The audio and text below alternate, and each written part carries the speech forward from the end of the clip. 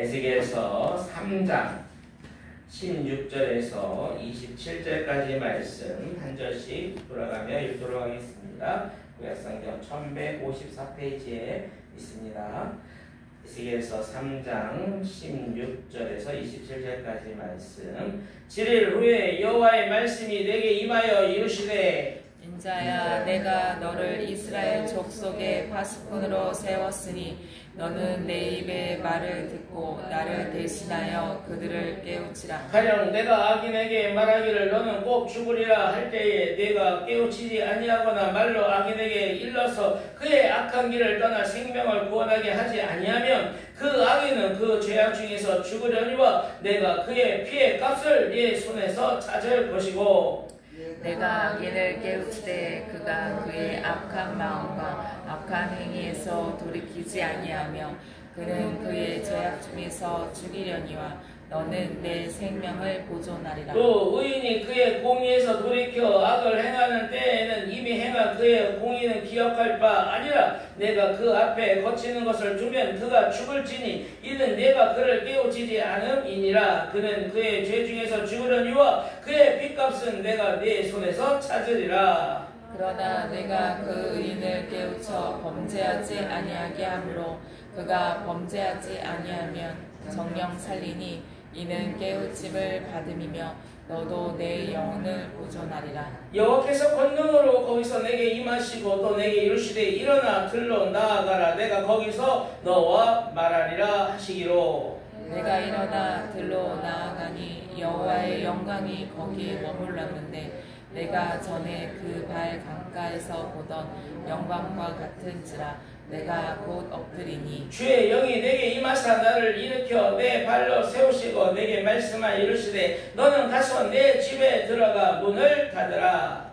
너 인자야, 보라, 우리가 내 위에 줄을 놓아 너를 동여 매리니 내가 그들 가운데에서 나오지 못할 것이라. 내가 내 혀를 내 입천장에 붙게 하여 내가 말 못하는 자가 되어 그들을 꾸짖는 자가 되지 못하게 하리니 그들은 패역한 족속임이니라. 그러나 내가 너와 말할 때에 내 입을 열리니 너는 그들에게 이르기를 주 여호와의 말씀이 이러하시니라. 들은 자들은 들을 것이요 듣기 싫은 자들은 듣지 아니하리니 그들은 반역하는 족속임이니라. 아멘.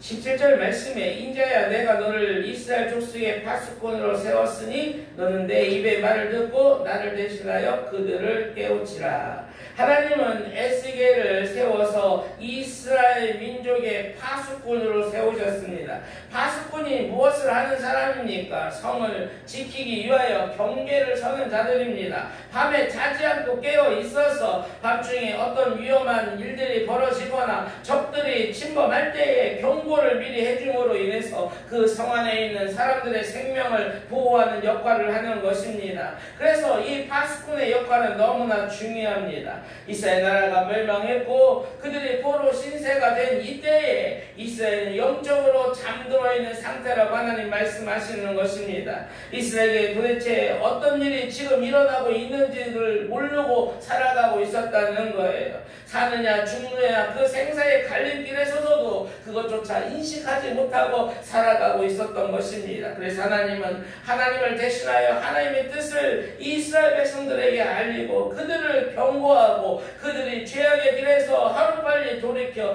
그들의 생명을 구원받도록 경고의 말씀을 전하는 사명을 에스겔 선지자에게 주신 것입니다. 그 경고의 말씀을 들어야 할 사람은 누구였습니까? 첫 번째는 악인들이었습니다. 18절에 가령 내가 악인에게 말하기를 너는 꼭 죽으리라 할 때에 네가 깨우치지 아니하거나 말로 악인에게 일러서 그 악한 길을 떠나 생명을 구원하게 하지 아니하면 그 악인은 그 죄악 중에서 죽으려니와 내가 그 핏값을 내 손에서 찾을 것이고. 악인은 꼭 죽으리라. 악인은 반드시 죽게 되는 심판을 받게 될 것이라고 말씀하십니다. 그럼 누가 악인입니까? 하나님의 경고의 말씀을 듣고도 악한 마음과 악한 행위에서 돌이키지 않는 자들을 말하는 것입니다. 하나님의 그 경고의 말씀을 듣고도 돌이키지 아니하고 회개하지 않는 자들을 말하는 것입니다. 그 결과 그들은 심판받고 죽게 될 것이라고 말씀하시는 것입니다. 둘째로 그 경고의 말씀을 들어야 할 사람은 누구입니까? 의인들이라고 말합니다. 20절에 또 의인이 그 의에서 돌이켜 악을 행할 때에는 이미 행한 그 의는 기억할 바 아니라 내가 그 앞에 거치는 것으로는 그가 죽을지니 이는 내가 그를 깨우치지 않음이라. 그가 그 죄 중에서 죽으려니와 그 빚값은 내가 네 손에서 찾으리라. 어제까지는 의인이었어요. 어제까지는 하나님의 말씀을 따랐어요. 그런데 오늘은 악인이 될 수 있다는 거예요. 오늘은 하나님의 말씀을 따르지 않을 수 있다는 거예요. 여러분, 이 말씀이 우리에게 얼마나 경고가 되는지 모릅니다.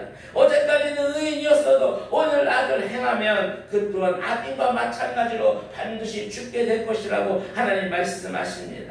그럼 우리가 어떻게 죽지 않고 살 수 있다고 말씀하십니까? 제가 찾았습니다. 역대하 7장 14절에 내 이름으로 일컫는 내 백성이 그들의 악한 길에서 떠나 스스로 낮추고 기도하여 내 얼굴을 찾으면 내가 하늘에서 듣고 그들의 죄를 사하고 그들의 땅을 고칠지라. 하나님 말씀하시는 거예요. 그 악한 길에서 떠나라. 그리고 하나님 앞에 겸손히 스스로를 낮춰라. 그리고 기도하라. 하나님 얼굴을 찾으라. 그리하면 하나님이 하늘에서 들을 것이고 너희들의 죄를 용서할 것이고 너희의 땅을 고쳐서 축복의 땅으로 회복시켜 주시겠다고 말씀하시는 거예요. 악한 길에서 떠나면 된다는 거예요. 하나님 앞에 겸손히 스스로 낮추면 된다는 거예요. 그리고 하나님 앞에 기도하고 하나님을 찾으면 된다는 거예요. 그런데 이 와중에서 하나님께서 특별히 강조하시는 것이 있습니다. 그것은 파수꾼의 책임이 너무나 중요하다는 거예요. 에스겔이 파수꾼으로 패역한 백성들이 듣든지 아니 듣든지 하나님의 경고의 말씀을 계속 전하라는 거예요. 그럴 때 악인들이 깨우쳐 그들의 생명을 구원받게 될 것이라고 말씀하시는 거예요. 그런데 하나님 앞에서 이 파수꾼의 사명을 잘 감당하지 않으면 그 하나님께서 그 악인들의 생명의 값, 그들의 핏값을 에스겔 손에서 에스겔에게서 그 책임을 묻겠다고 오늘 엄중히 말씀하시는 거예요. 여러분, 왜 그렇습니까? 하나님은 천하보다 귀한 그 한 영혼이 죄에서 돌이키는 걸, 그들이 구원받는 걸 너무나도 원하신다는 거예요. 하나님은 그것을 우리가 감당하기를 원한다는 거예요. 하나님의 마음이 이렇다는 거예요. 그 영혼들을 악하지만 여전히 믿지만 그럼에도 불구하고 그들이 다시금 돌아오기를 원하시고 회복하기를 원하시고 살기를 원하시고 구원받기를 원하신다고 말씀하시는 거예요. 예수님도 말씀하셨습니다. 너희는 온 천하에 다니며 만민에게 복음을 전파하라. 먼저 구원받은 우리가 이 세상의 파수꾼으로서 이제는 그 잃어버린 영혼을 찾아가 그 생명의 말씀을 하나님의 그 구원만의 구원의 그 복음을 전해야 된다고 말씀하시는 거예요.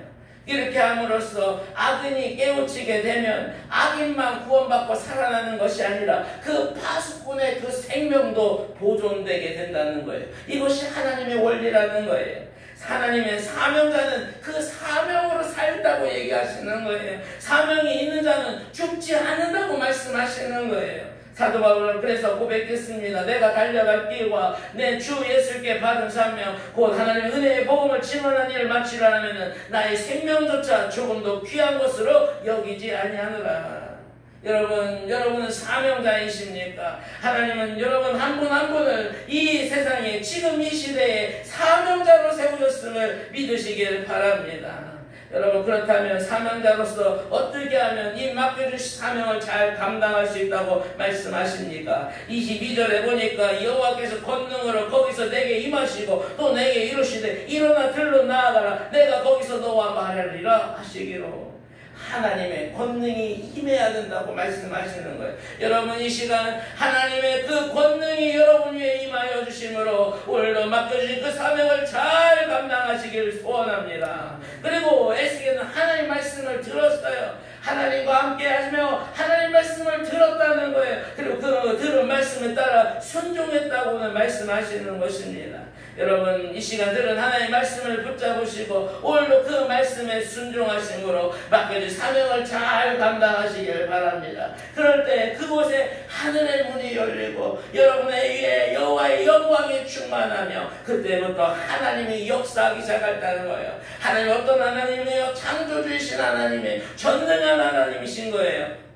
여러분, 이 시간 창조주이시오 전능하신 하나님 앞에 엎드려 기도하시며 하나님의 얼굴을 찾으시면 좋겠습니다. 그럴 때 하나님께서 하나님의 신, 하나님의 영, 하나님의 성령으로 여러분을 충만케 하여 주시고 여러분을 다시금 일으켜 세워주시고 하나님께서 오늘도 사명자로 그 사명 잘 감당하며 생명의 삶으로 승리의 삶으로 인도해 주실 것입니다. 기도하겠습니다.